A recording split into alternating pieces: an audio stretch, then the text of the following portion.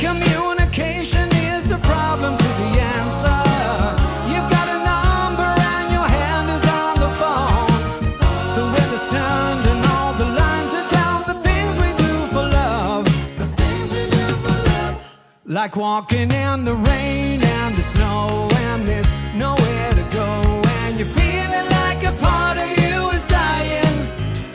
And you're looking for the answer in her eyes. You think you're gonna break up, but she says she wants to make up. Ooh, you made me love you.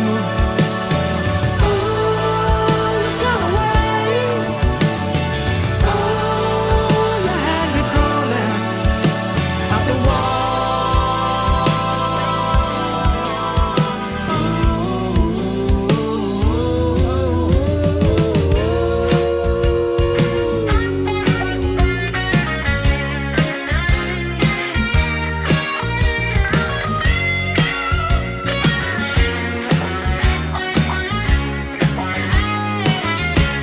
like walking in the rain and the snow and there's nowhere to go. And you're feeling like a part of you is dying. And you're looking for the answer in her eyes. You think you're gonna break up, but she says she wants to make up. Ooh, you made me love you. Ooh, you got away.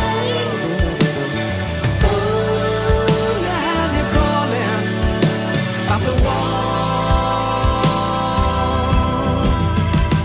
A compromise will surely help the situation. Agree to disagree, but disagree to part. When after all it's just a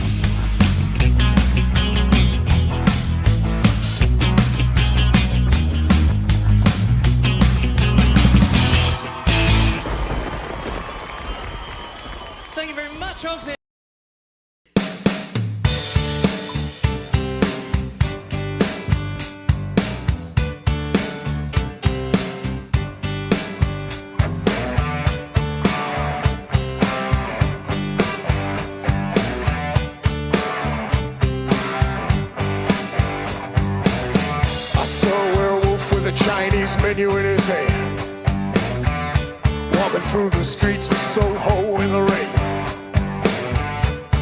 He was looking for the place called Lee Ho Fooks. Gonna get a big dish of beef chow mein. Ahoo, it was London. Ahoo, ahoo, it was London. Ahoo, hear him howling round your kitchen door. Better not let him in. Little old lady got mutilated late last night. Werewolves of London again. Ahoo, werewolves of London. Ahoo, ahoo, werewolves of London. Ahoo.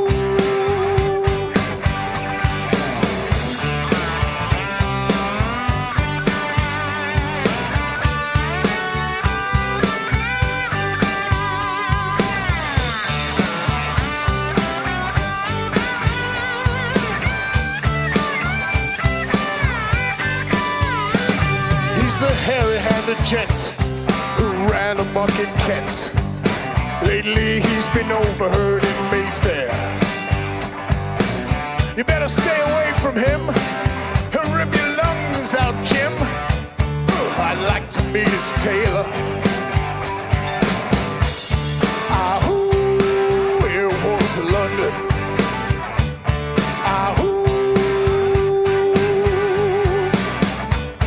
Ahoo, werewolves of London. Ahoo.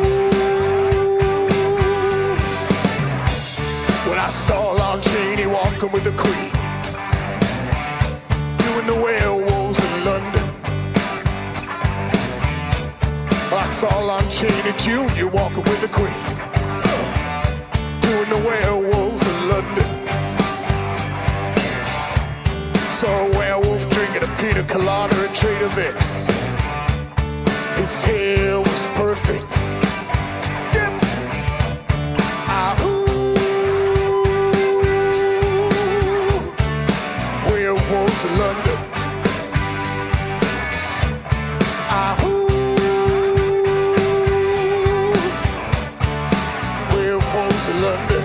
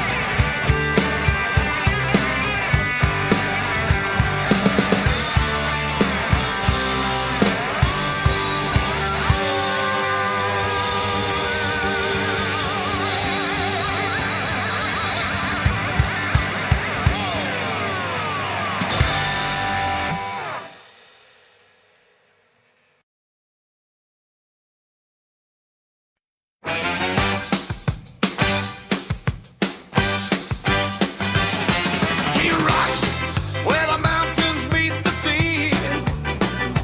Chasing stories carved in stone across all Queensland history. From volcanic peaks to gold rush trails, forgotten towns and railway tales. Come explore Australia's past with T-Rocks.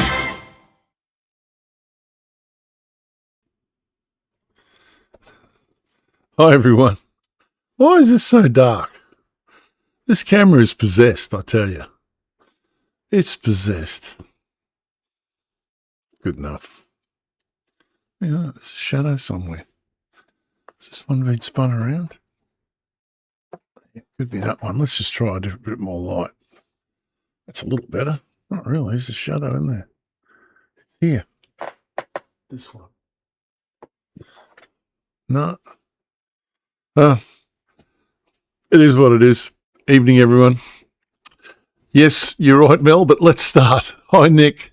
Hi, Brian. Hi, Karen. Hi, Mel. Hi, Ian. G'day, mate. Not sure if Mama Rocks is watching tonight. Her TV, internet was broken this afternoon. We're going to have to check that out. I think that could be a shadow from that mic. Not sure. There's a mic just here, guys. You don't get to see, but that's what you're hearing me on. Anyway, we'll see if she'll watch it tomorrow when I get her internet fixed. If it doesn't get fixed by tomorrow, I'll have to get it fixed. Hi, Luke. Hi, Paul. Hello. Hey, Dallas. Sorry, no warning tonight. I ran out of time, man. I'm just very poor time management tonight. Hi, Rob. G'day, mate. G'day, Davo. Oh, I like that, darling. I want that. You're going to make that little hand that holds a 50-cent cone. Yeah. In goes the cone. And just drive through. It'd be so cool. It's so cool. Right, who have I missed? G'day, Eric. G'day, Nathan. G'day, AIDS. Gordon. Robert. Alicia. G'day. Brad, good to see you, mate. Your boys are coming up. I didn't play them at the beginning because I wanted to talk about it first. I think we got everyone. Groucho, g'day. If I missed you, I apologise.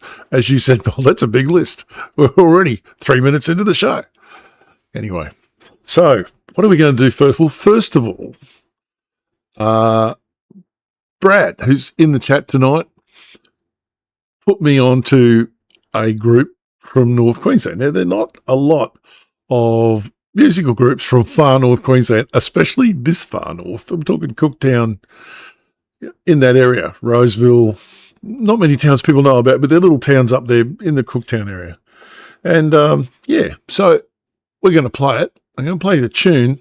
Then I'm going to play you a little bit about the guy in the band because he's pretty cool, as you said, Brad. Good stuff. And g'day to Bear, which is Brad's dog. Awesome dog. What a cool dog. I'd say cool cat, but that's an insult. Rightio, so let's have a quick look. I'm going to drop me briefly, and I'll put this tune on. Far North Queensland band called the Road Trippers. 1, 2, 3, 4.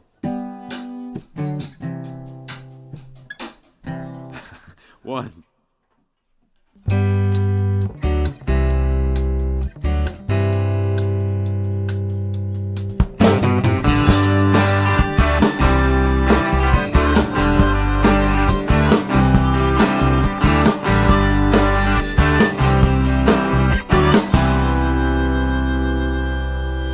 This is a happy song. It's not a crying song. It's not a drinking song.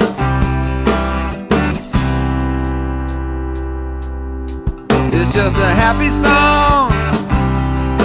It's not a protest song. It's not a song of love gone wrong. It's just a happy song.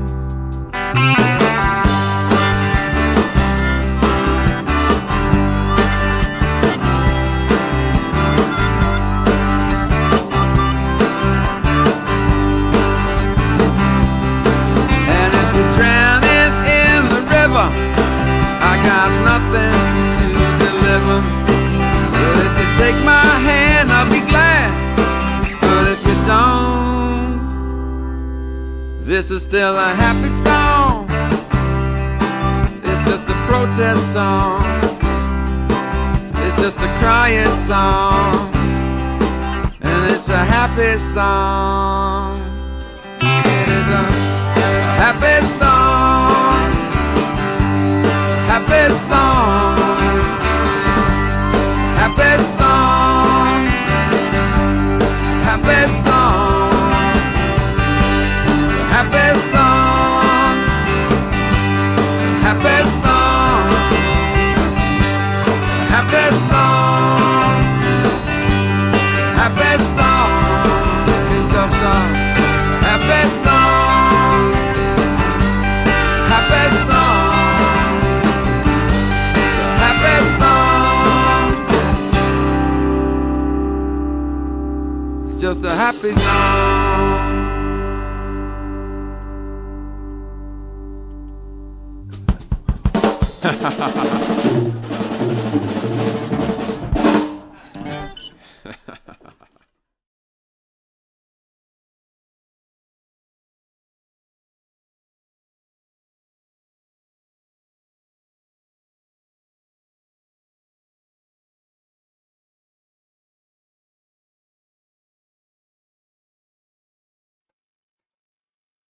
Now,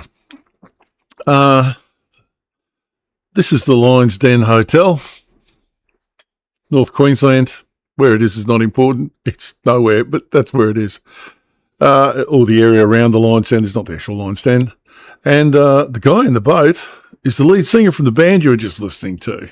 He's an SES volunteer. I don't know who the legend in that helicopter is, who's picking people off that roof, but I tell you, that bloke's name is Jono. He's a local. G'day, don't worry about me. I'm good. Go and get those other blokes in the tree over there. Look at the drains behind him. Look at the water coming through those drains. That is astounding. Anyway, so this dude is a legend. These are all the people from that area. I don't know them all. Brad probably knows most of them. Not sure. But if we just drag back to the first bit. Let's go back. This guy. That's the guy from that band we just listened to, Gavin Deere. There we go. Thank you very much, Brad, for pointing that out to me. Yeah, there you go. I'll say they're Aussie. I'll give you that. And the music sounds fine. Lyrics, maybe they could do a little better, but they probably have. But hey, they're no worse than some very big bands in the world that, have lyrics just like that. Anyway, yeah, just south of Cooktown. And g'day, who did I miss? Andrew, g'day, mate. And there was someone else. The Abe Kane. G'day, mate. Bit chilly? Nah, what a sook. I'll tell you what it is. I've got a weather station here. It's 18 degrees outside here and it's 22 degrees inside. Perfect. No heating, no cooling. This place is built out of solid. This is a 4-story apartment block and it's all built out of solid brick. That's not a metaphor. It is truly solid brick. There is no gyprock. The only gyprock in this whole building is in the little bulkheads they use to get pipes from one room to the other because the walls are solid. And it's fantastic. I wish I could afford to buy this. But, in the time I just said afford to buy this, it went up by 50 grand. So it's just insane. Just don't know. Well, I did pay the song, so I had to wear the shirt, didn't I? Well done, Mel. Anyway, so there we go. That is the Road Trippers. Lots of tunes. That's just one. It's the one that Brad asked for. Yeah, Jasper flood, man. Jasper was a horrible cyclone, but yeah, North Queensland's had lots of cyclones before. That's the wrong button, but it seems to be getting better now. Let's put the chat up just on the off chance that Mum got her internet working. There we go, people. Of course it's going to go stupid because, that's what the chat does nowadays. We've got to interact with it. We've got to drag it down and change it to live chat. Then it behaves. Yeah, it's not cold. Well, I have measurement for cold. It took me 30 years to get it. Above 10 degrees. 20 to 10 degrees is cool. Between 10 and 0 is really cool. And below 0 is cold.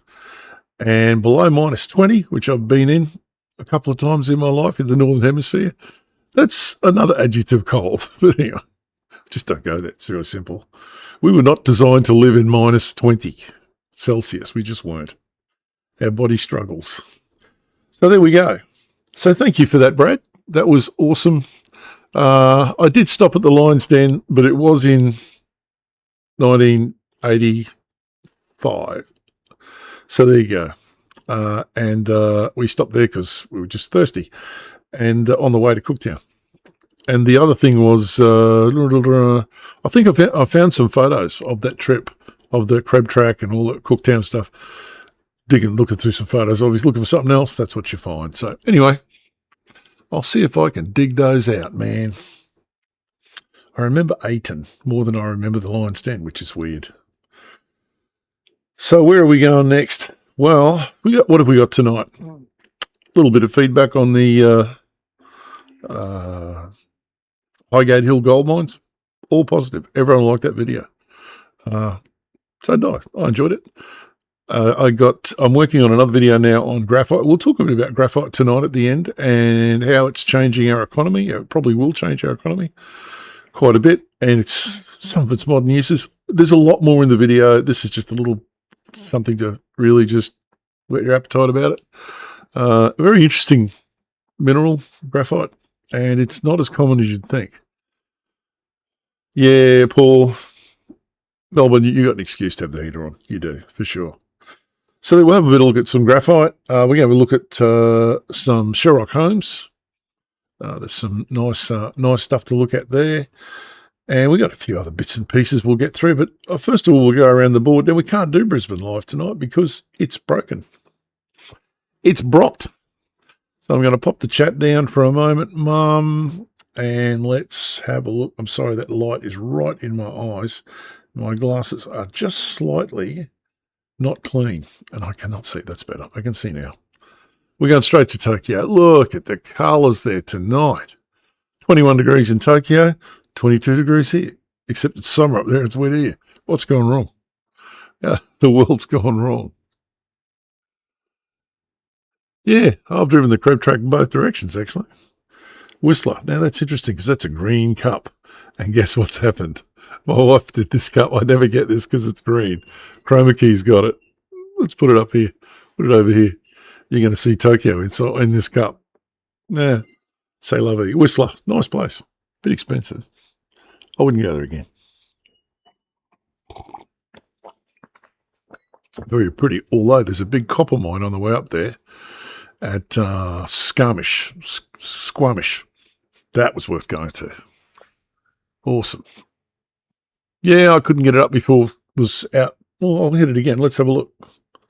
Let's have a look. Yep. Be careful. When his live stream's down, he'll play a live stream from the previous night, and it looks live, but you see the live button isn't up. Yes, I've only flown in and out of Narita. Well, not really. I've flown in and out of most of the airports in Japan, but Narita when I go to Tokyo. I want to do Haneda, which is down in the middle of town, but you have to leave from Sydney. Why bother? Why fly all the way south to turn around and fly all the way north again?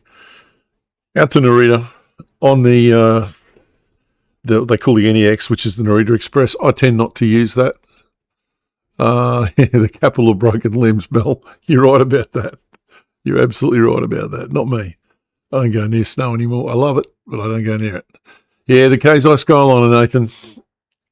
First time I got that, we got there, and when they clean it, all the seats turn around automatically. The train doesn't turn around; they turn the seats around. I was blown away by that. The Keizais are slightly bit dearer, I think, than the NEX. And if you've got a JR pass, the NEX you get a big discount on it, or you used to anyway. Finally, now I just get normal trains. I'm in no hurry. Wow, Brad. Walking the crab track. That's a long way, man. It's a long way. I was in a Range Rover. It's quite nice, actually. So there we go. I haven't been back to Tokyo for a few years, and I am much remiss because my friend Michael, hi Midori, hi Mum, sorry, I must get up there. Abbey Road. Well, Abbey Road, London, today, 33. Tomorrow, 34. The next day, 35. The day after that, 33. Then it's going to drop down to 20-something. So, no climate change here. I don't think my mother-in-law, in her time in England, which was a long time, because you moved out here in the 1970s, I don't see would have seen a temperature over 30 degrees. Now they get them all the time. They're getting it right there now. But anyway, come on, there's got to be one. Oh, it's traffic lights now. So here we go. Here we go. There's a whole pile of them. Oh, he stopped. It's coming. It's coming. You can see them. They're building up. Where's the photographer? He's just walking out. Fuck, I'm not waiting. You can get nicked. There's a walker. Oh, come on, guys. Don't disappoint us. It's probably too hot. Let's move on. Sydney, again, looking absolutely gorgeous. Absolutely amazing. Come on, Nathan. What's the name of the station on the Yamanoti line that plays Astro Boy? I'll give you a couple of seconds. I know it. If you know it, because it's fantastic. Absolutely fantastic. And if you do know it, can you say it? It's a great name. One of those bouncy Japanese names. Sydney looking fantastic. Haven't got the big laser light show on tonight, but it still looks stunning, which it does. Paris. Man, the weather in this town looks good. I bet that's hot. We don't get a temperature on that. The weather in this town looks amazing. We've really never turned it on to really goopy weather.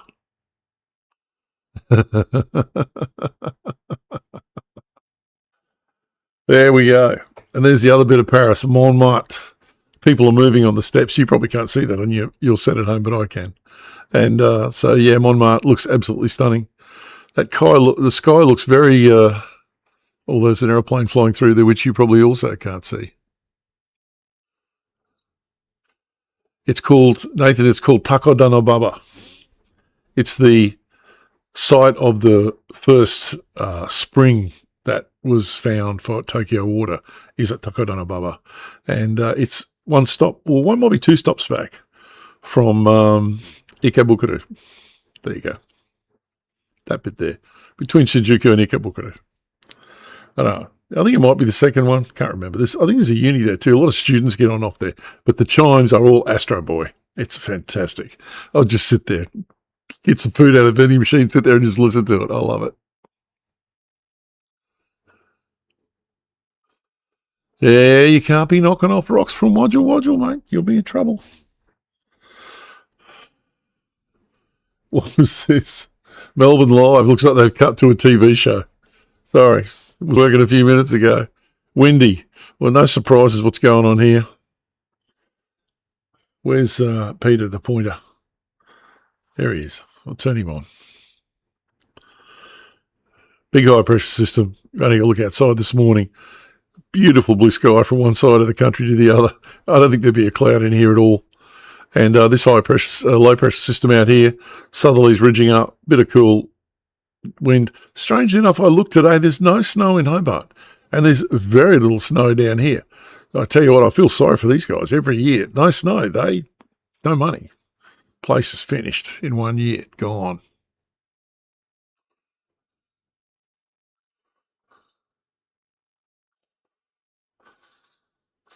Oh, fantastic. Homestays, interesting. Interesting.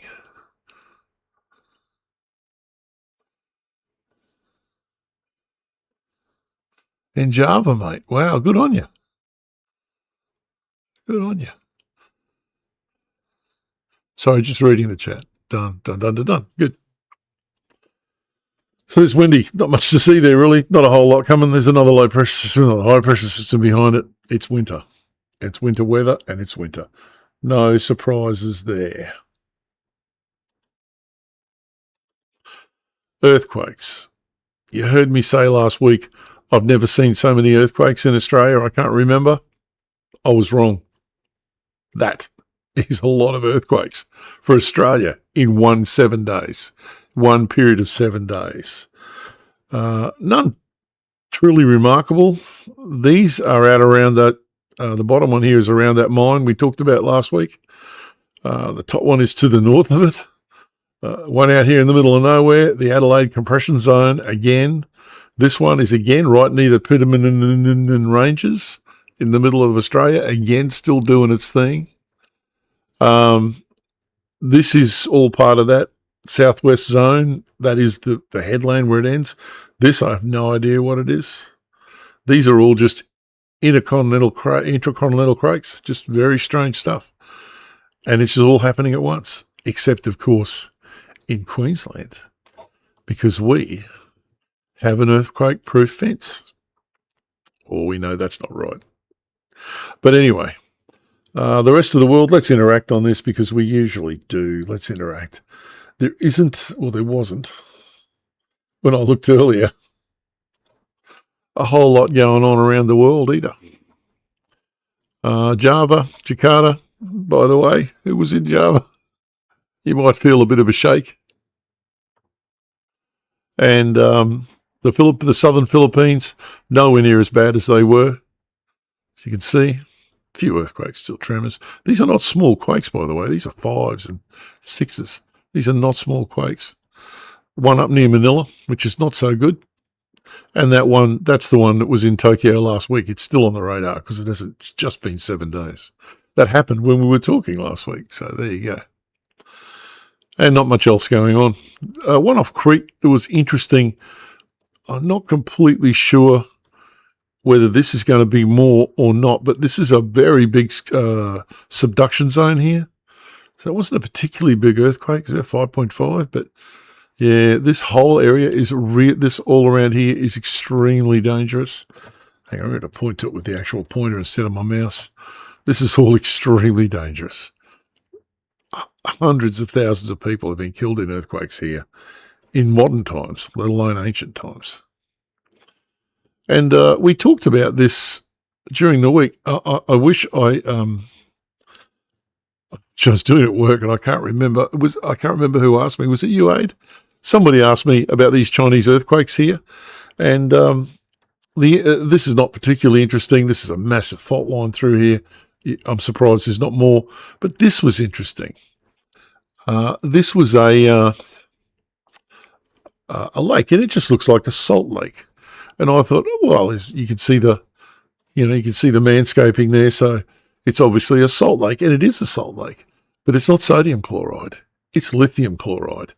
All of this brine, they evaporate out for lithium and other rare earth elements, and the Chinese are doing it there, and they're also doing it. They're doing it in most of these lakes up here, actually, over here as well. So there you go. That's all rare earth elements and lithium salts and also boron, so borax, things like that. Yeah, Nick, I haven't seen much going on at Santorini. That whole area seems to have calmed down. Well, there we go. Oh, hi, Martin. G'day, mate. Not sure if Mama Rox is watching tonight, Martin, but if she is, Martin says g'day. There we go. A little bit of China. You never know where you're going to go on the T-Rox channel. You just never know. Australia. And, of course, the usual out here. These poor guys. It's just a spin of the dice is whether your house gets 30 feet of water over it or not. I don't like that at all. What's next? Everything's next. Well, of course we have bad carbs, good carbs. You got to have bad carbs, good carbs. I love bad carbs. Are so yummy, and good carbs are good too. So there we go. Oh, Brisbane train show again, Marty. That was only a year ago. Yeah, Mum, if you are watching, let's work that out. We'll see if we can go to the train show again. Say good day to Marty and his team. Yay, team. Low carbs, no carbs, of course. Some velocity stacks and some very juicy looking steak. Fortunately, I've eaten before I had this, so one of the reasons I'm late. There we go. So where are we going next? Any questions, peeps? Gold Coast, Marty. Now, this is one of the nicest photographs I have ever taken in my life. It was on an old 35mm piece of film. It's obviously Lake McAllister up at Fraser Island. And there are two things in that photograph that you can't take a bad picture of. One is Lake McAllister. Two is my wife in 1986. So there you go. I absolutely love this photograph. I love it. I've got it on wallpaper. She hates me doing it, but it's just so good. The best photo I've ever taken. We take a lot of Fraser Island photos. We're going to dig a few out because I've got some of Nagala Rocks before they were destroyed by road traffic. And I've got some of Indian Head as well, somewhere there. We just got to dig them out. Scan a few of them up for the kids. Why not? Mackenzie, did I say McAllister? I think that's in Victoria. Sorry about that. Yes, they're not the same. Lake Mackenzie, you're right. McAllister is in Victoria, near Sale, where I used to live. And I had to say goodbye to this week, but I gave it to someone who really appreciates it for what it is. This is my Vulcan VN 2000. I've had it for over 20 years.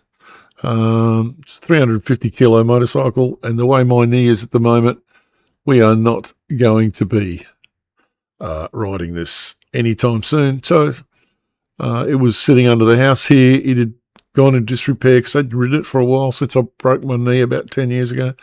So the fuel tank had rusted, all the good stuff. So he put some money into it to get it done up, and it's now rideable and registered and looking fantastic. Yeah, Gary. I'll do Gary or Fraser. I don't care. Don't care. It was Gary before it was Fraser, dude. You don't want to get on too. You don't want to stand. You don't want to die on that hill, man. You just don't. And if it was named after Eliza Fraser's husband, I could see some sense of that. He seemed like a pretty good guy. But she was a raving nut job, and unfortunately, I think that's who it was named after. Hey, Greg. Yeah, it was a nice ride. I loved it. It's really good. I bought it because it was big enough to take my frame and powerful enough to. It's the biggest twin-engine production bike ever made. BMW fuel injection system on it, push rods, just was a great bike. You'd sit on the road on that, just duck, duck, duck, duck. It's great stuff. Pass everything but a petrol station. Anyway, he's gone now. I've still got a bike down there. Well, not completely bike free, don't be silly. But we'll get there. Cheryl Gray, who I haven't seen in the chat tonight. Maybe I just missed her. Anyway, Cheryl is this close to her 1,000 subscribers, like this close. So peeps, if you know any friends might want her content, look at her content, don't forget, throw them over her way. That getting to that thing is that first hurdle of 1,000 subscribers is a big thing. When you've been working so long and making all these videos and just piling them out, it just seems to be going nowhere. Then all of a sudden you're this close, and she is. So there we go. She put a good video on the weekend on the Conondale motorcycle thing. So anyway, I thought it was good.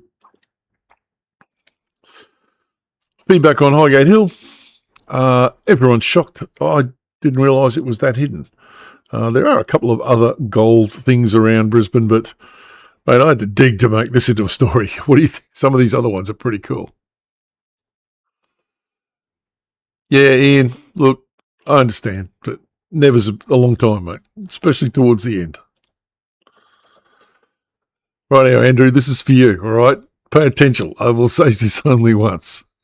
Anyway, by the way, Andrew, of course, I hope you're feeling better, mate. I really do. I've had 2 family members go through double knee replacements, and they both had great outcomes. I've heard others that didn't. So, mate, I hope you're doing real well. Yeah, the 1800 Build-A-Bar was good. The reason I didn't buy it, I love Suzuki's, is they're too physically small for me. I have a big frame, 6'4", so if you sit on these things and you're all crunched up, you can't ride for hours like that. Same with the Triumph. I love that Triumph triples. It was a great bike. It was too small. I would have had to lower the foot pegs and put bigger handlebars on it. Like 30 grand for a bike, you can do $2,000 worth of work to it so it fits you. You're buying the wrong bike. Oh, great on. That's great stuff, Andrew. I've talked to the guy from the metal detecting club, and I've said I will do it. It's going to be the 15th of July. He was going to send me an email, which I haven't got yet, but I know where it is. And I'll get some stuff together. I think I'll do something on acid soils around Brisbane and how it raises the iron content of the soils and gives you hot soils. Why not? Something like that. Or just dribble on as usual. Anyway, Andrew, this image is for you, because you will know that is impossible. There were no Queensland pennies in 1859. I had that penny made, as in AI. Then I told AI to lay 9 pennies in a semicircle, because this is the 9pence that was stolen out of the Queensland Treasury, which it wasn't. But anyway, you will notice there are 10. And you only get so many shots with AI, the free ones anyway. You only get so many shots a day at making images before they tell you to knack off and come back the next day. And this damn thing would not produce 9 pennies. I did 3 attempts with different prompts, and 1, 2, 3, 4, 5, 6, 7, 8, 9, 10. Every time I'd get 10, I'd get 11, I'd get 7. It could not produce 9 pennies. Now, I thought of just taking this and editing the one out of the middle. Oh, bugger it, I'll just leave it in. So good old AI, mate. So I thought it looked pretty good, actually. Those 1859 Queensland pennies, Andrew, are collector's items. Queensland barely existed in 1859. Just, as we know, in October. So we would have to make them quick. There you go. It's good fun. I had a bit of fun with it. But yeah, just like AI, it's a useful tool, but it's as dumb as dog shit. It makes tremendous mistakes. Absolutely tremendous mistakes.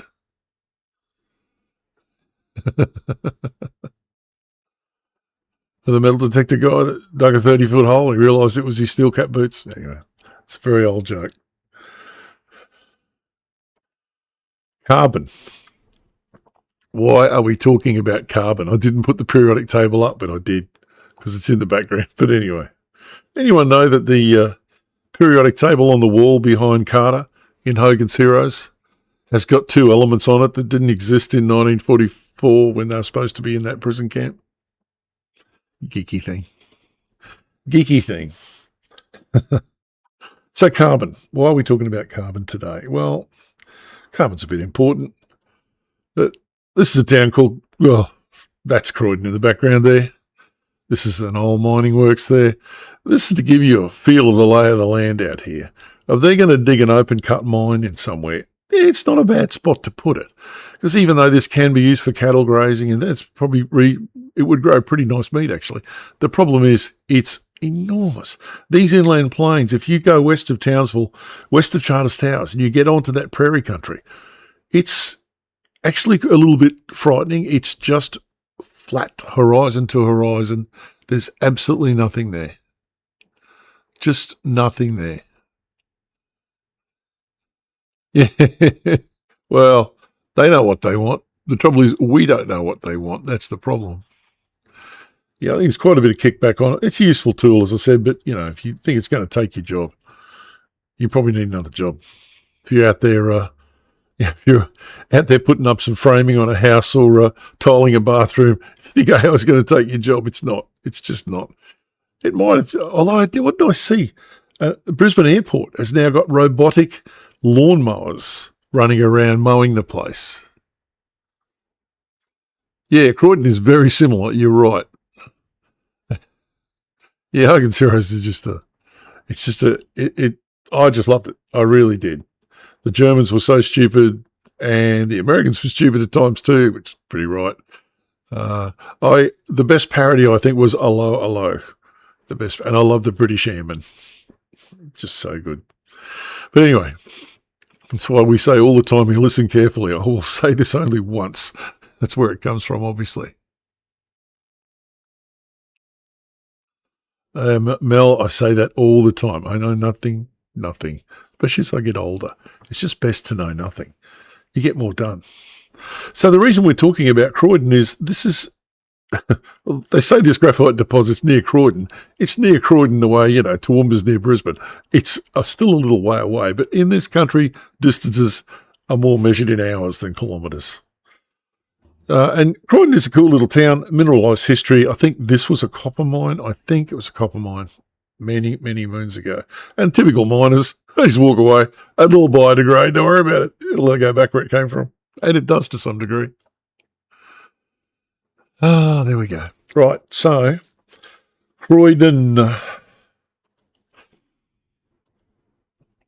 And this is where this development is. There's 2 of them actually, but the one we'll talk about, not tonight, but in the video, is this one down here.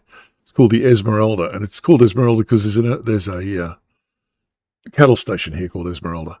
Here's Croydon, Georgetown, about 100 or so k's south. It's quite a way down. There's a bunch of rivers through here. And it is not a surface deposit, so there is nothing to see in the surface geology at all, because it's nothing to do with it. What it is, it's in a piece of graphite. It's called graphite. It's in granite, called the Esmeralda granite.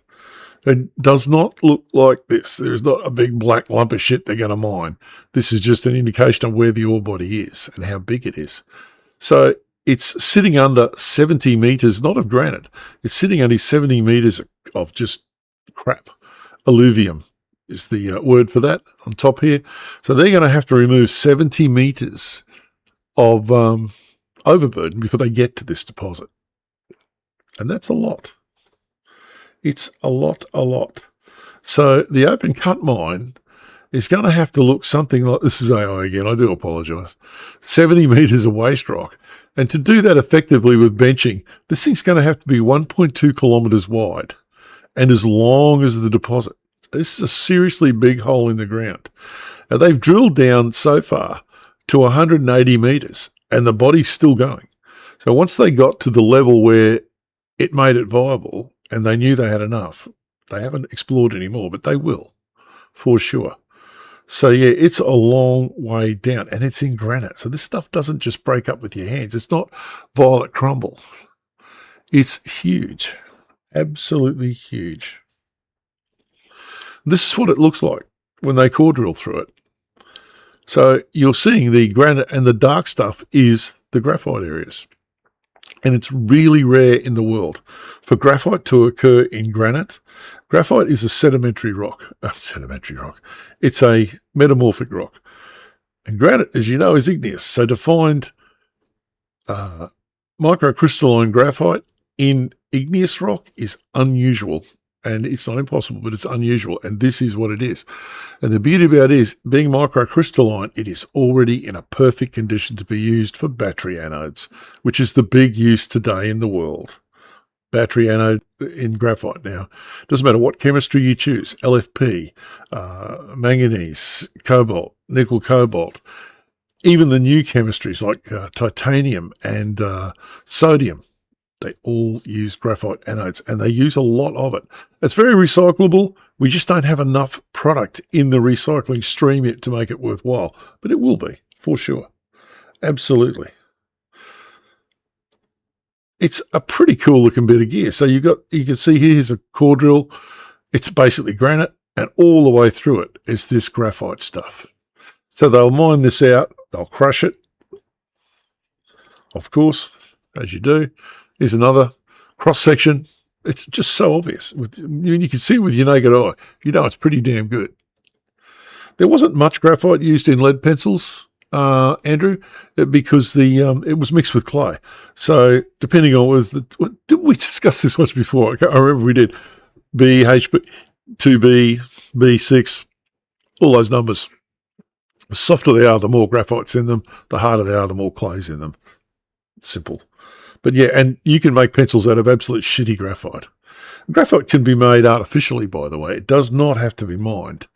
They make it out of petroleum waste products or carbon-rich waste products.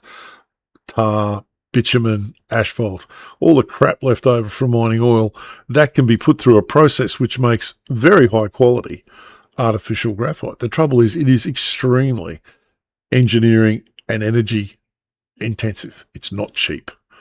And you have to process it and burn it, high temperatures, high pressures, all the expensive stuff.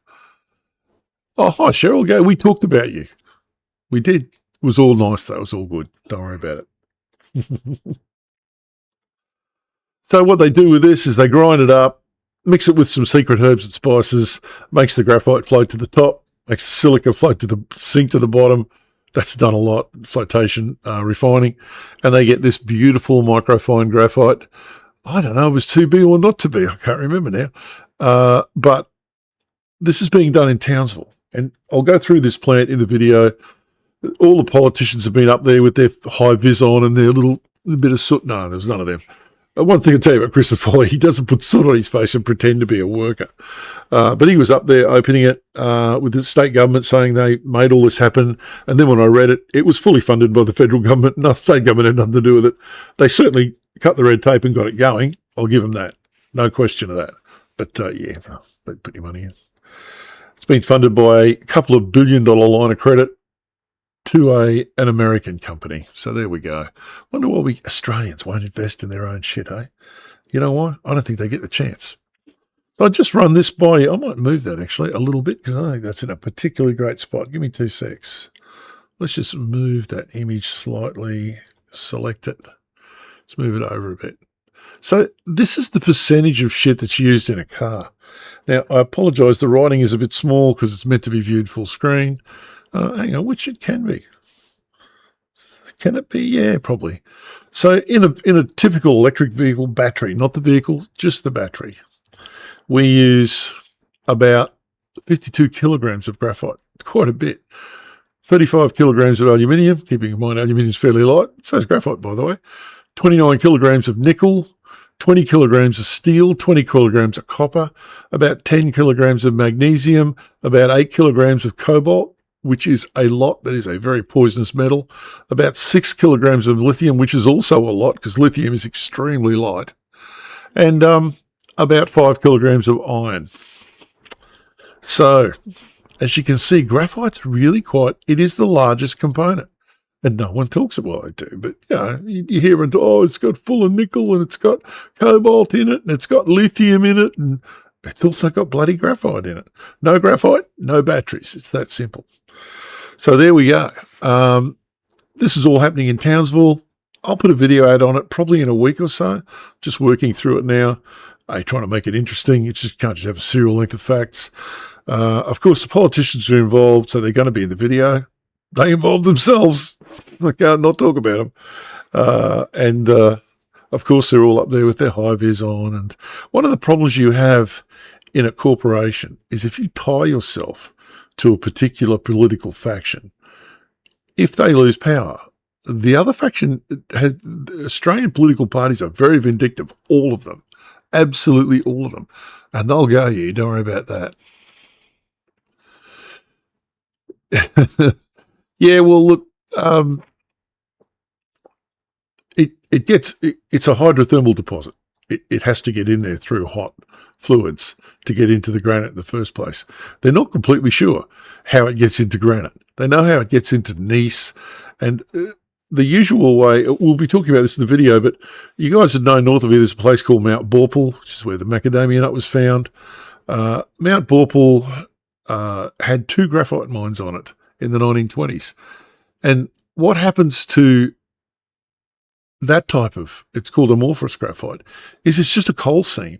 And a volcanic eruption comes near it and cooks the crap out of it. And it drives all the volatiles out of it and drives them out and drives them out. And eventually, if it's hot enough, and you can imagine, magma is really hot.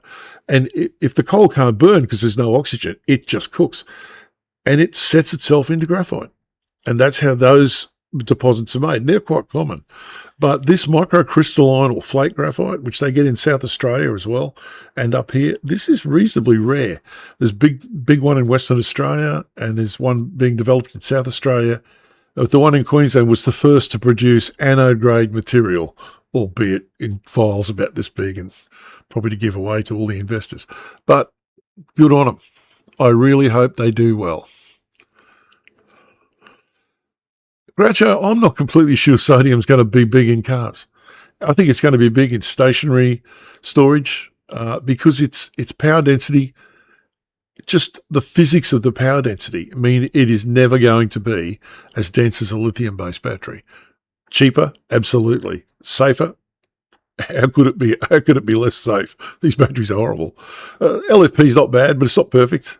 If you ever watch a guy on YouTube called Stashed, he's an American firefighter and engineer, and he does all of the battery burning stuff, and he's very straight down the line with it. And it's pretty interesting, that guy.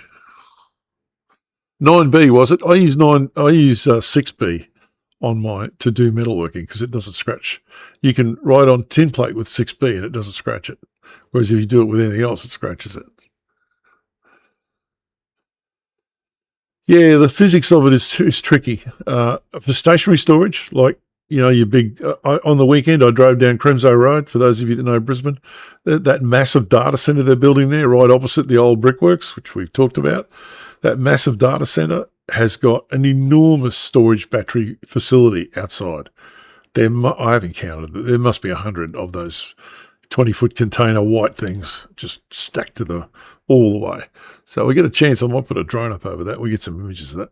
Or we'll just pinch them from someone else. Either would work. So anyway, that's it. So that's pretty much all I wanted to talk about with batteries tonight, because we've got Sherlock Stones. Any questions? Yeah, like petrol doesn't burn. Thank you, Mark. Very good. Oh, these batteries, they're dangerous. Really? There were no car fires before we had electric vehicles. Really? There were lots. Diesel's probably the safest. I reckon what's causing a lot of modern car fires, and any of you people that are involved in the automotive industry, correct me if I'm wrong, is these stupid ultra high pressures direct inject car engines where you've got 20,000 PSI sitting on a rail and something happens to that engine, gets hit, has an accident.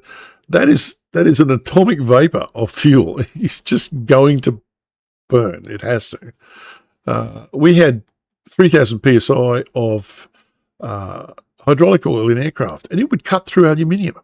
It would just cut through it. The guys know with diesel injectors, a diesel injector has a tremendous pressure in it. And if it blows a hole in the line or a line gets wrecked, diesel won't burn. Diesel's amazing. When you vaporize it, it'll bloody well burn. Don't worry about that. Well, there you go. Well, you won't be doing it now because the brickworks are the Aldi distribution centre for Queensland. So there we go. Yeah, there's some interesting developments in renewable energy at the moment. It'll be interesting to see. I've got an article which I haven't finished reading on the changes that Snowy 2 will make to the grid in Australia, and it's going to be very expensive because this thing can pump half of the East Coast if it really has to, and they've got no real plan to make it work yet, so we'll see. We will see. Oh, sorry, Davo. Yeah, the old chat's ripping up pretty quick there. Let's put the chat on the screen briefly. I can just hear Mum yelling now. Couple of secs. Come on, where's it gone? There it is. I'll put it back. So, yeah, has that thing gone wrong again? Yeah, of course it's gone wrong again. I tell you. In the live chat, we're at the wrong end of it. Got to go down there. That's it. We should be good now. Crazy. So yeah, I'll turn that car off. We don't need that.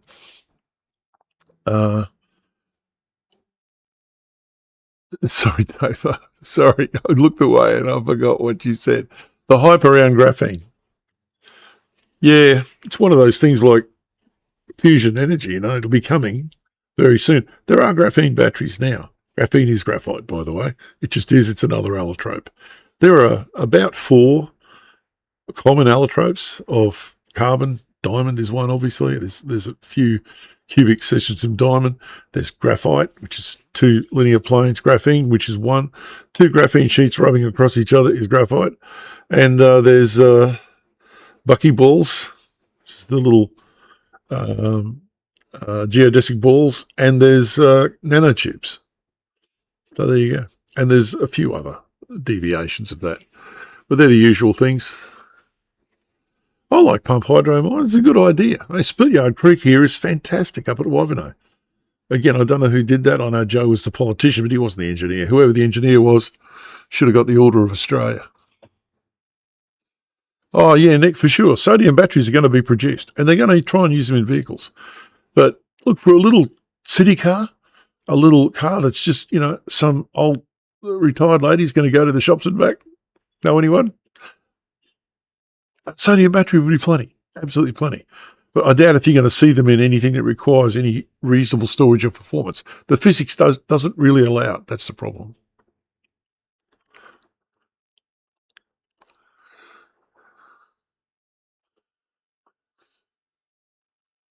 Oh, there you go, eh?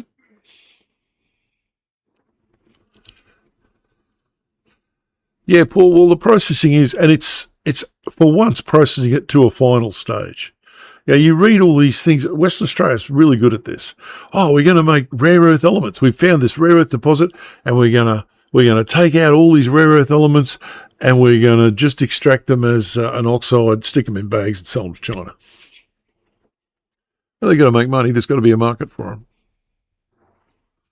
The Chinese did to graphite what they did to tungsten. You'll see in this video coming, 80% of the world's production comes from China. Why? Because they destroyed the graphite mining industry in the world 30, 40 years ago. There was graphite mines in South Australia. There was graphite mines in Western Australia.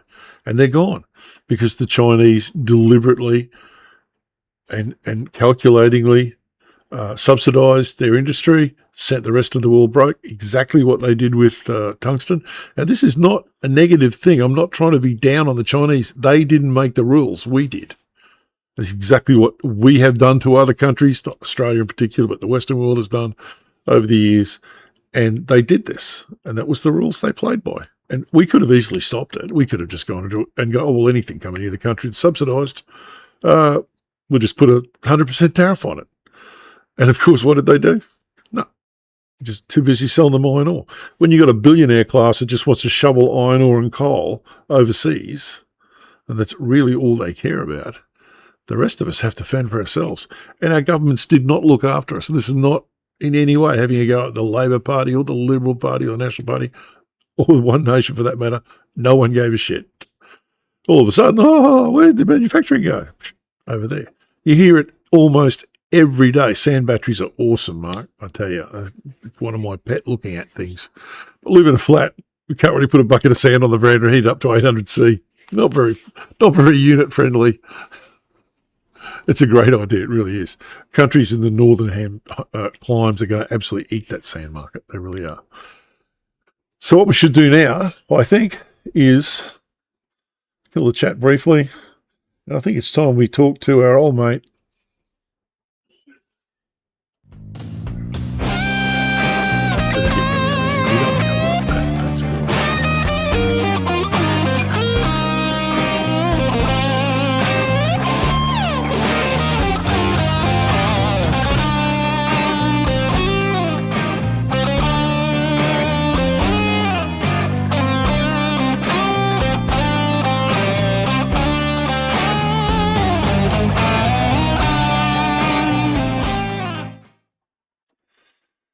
So there we go.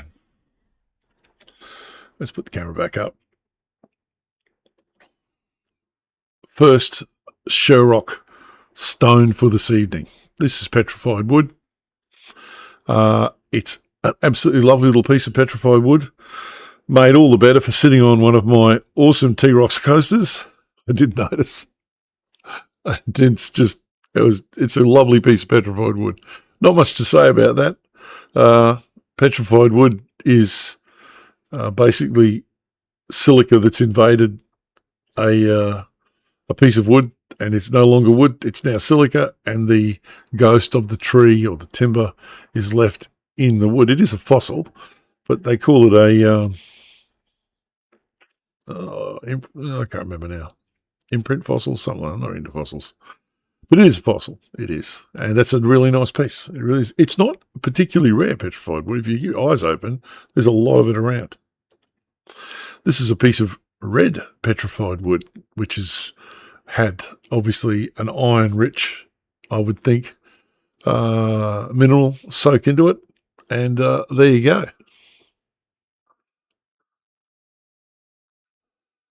Yeah, look, house batteries can be really cool. They really can. The economics are questionable because you don't know what the price of electricity is going to be. People go, oh, it's going to take 10 years to pay for it. Really? Well, if power's $1 a kilowatt hour, it won't take 10 years to pay for it, but it will if it's 5 cents a kilowatt hour. It'll take forever. You don't know. You do it for power independence. The new ones now have off-grid operation, so even when the power's out, you can still run your bloody fridge I'm sick. I've got a little generator now because I'm sick of throwing out food from Powerphase. It doesn't happen often, but when it does, it's just annoying. You know, it really is. I like it. Terrified timber. Yeah, it is a bit gory. It's very bloody. And this is a lovely piece of malachite mounted in a ring. Oh, I love malachite. It's a beautiful mineral. Quite a lot of it up around Mount Isa. There's two. There's malachite and azurite. Malachite is green. Azurite's more aqua, beautiful mineral as well. The downside of these minerals is they're very soft and they're quite reactive. So you don't want to get them in near any acids or anything like that. They'll just start to fizz up on you. And also sitting on a T-Rox laser engraved coaster, I might add. Thank you very much for that. So there we go. We had 3 stones there tonight, and that was very good. And very pleased. Send your stone photos in to the T-Rox address. The email address is on the YouTube site, and it should be pretty cool. I enjoy doing this. It's great stuff. Great stuff. So what are we going to go out with tonight? First of all, we've got the I&I. See you, Mum. Mum don't like the I&I. She hasn't met Nick. I must introduce her to Nick. Nick's a great guy. What are we doing with the I&I? Put the chat back up briefly. Where'd it go? I tell you, it just disappears, Marty. It just disappears. There it is. That's probably not going to work. Oh, of course, it's not going to work. It's going to interact. Drag it down, as you do. There we go. So anyway, the I&I, this is a bit interesting because we had, you're heading up to Tenterfield. Oh, well done, Ian. I knew, Mark, not true, saw him around the base. That aircraft crashed after I'd left the Air Force, but he was there then. Young Brisbane boy too. And I wish I could remember the name of the other guy. Sorry, a long time ago. It's on the Kern on the side of the road. I don't think people realise how close that came to that house. Man, it was close. Anyway, that's another story. All I can say about Tenterfield is take something warm. That place is cold, man. That is really cold. Oh, yeah, it's easy to find. You can't miss it. You just can't miss it. If I'd have known earlier, I'd showed it to you where it is on a map. It is really easy to find. So the I&I, what happened? Well, they have a song called Silence, and they didn't make a film clip for it, but they had a live act. The live audio was a bit goopy, so I've synced the live audio with the live act. It's in and out, but it's pretty much in. So you're going to hear that. Then after that, you're going to hear a new tune from Esther, if you hang around, of course. Cheryl, I've been working on the Egyptian angle on that project we talked about, and I've got Walk Like an Egyptian queued up here, but I haven't got time to play it tonight. We'll do it next week. Got to do the dance. It's got to happen in the video. It's got to happen.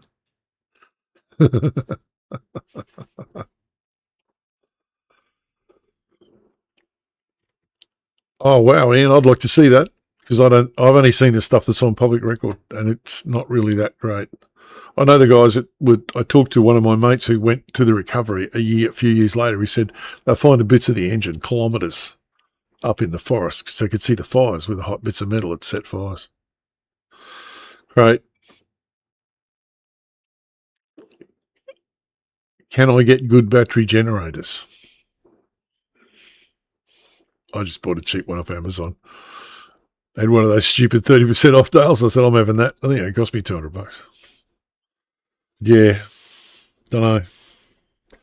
Rightio, some music coming up from the I&I, our mate Nick and the crew. And after that, it's Esther. And what we will do, if you've got any stone photos, please send them in. Handy stuff. Mark Fallon, that's him.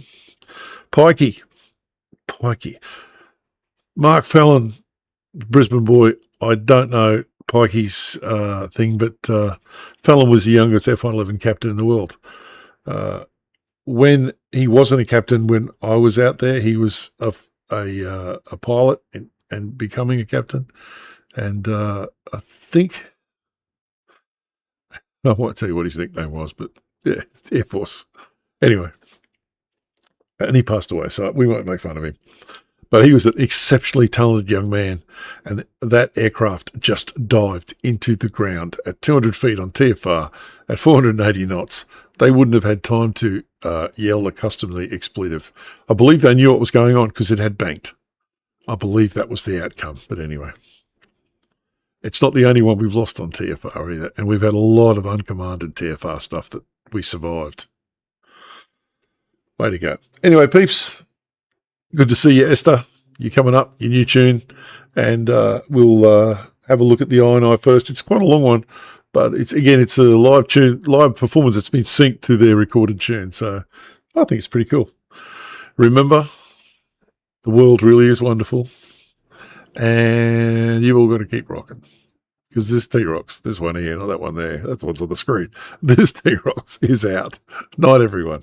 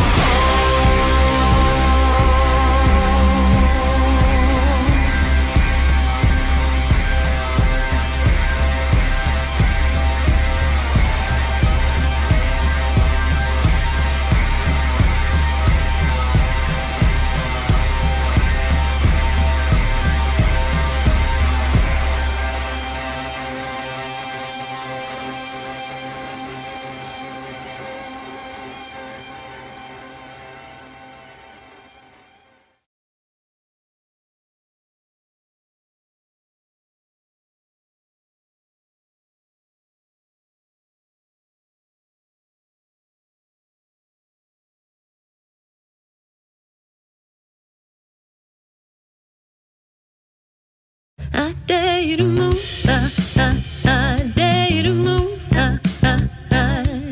Relax your head, shoulders, necks, lose your grip. Oh, I dare you to move. I dare you to move. Head to toe, down it goes, body knows.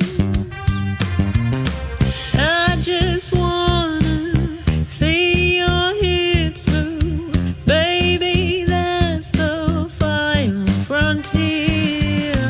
Hit a dance floor like you wanna meet me at this decimal. Slowly take those buttons down. I can feel the serpent rising up in you. I dare you to move. I dare you to move. Relax your head, shoulders, necks, lose your grip. Oh, I dare you to move. I dare you to move. Head to toe, down it goes, body knows. Don't you have a story in you, baby? Write it in the air. Stir the rhythm, let it move you, let it whisper, let it yell. Slowly take those buttons down. I can feel the serpent rising up in you. I dare you to move. I dare you to move. Raise your hands, drop your pants, make a noise. What is stopping you? I dare you to do it. Take a step, fuck the rest, all is done. You know what to do. I dare you to do it. Say with me, always be a fantasy. I dare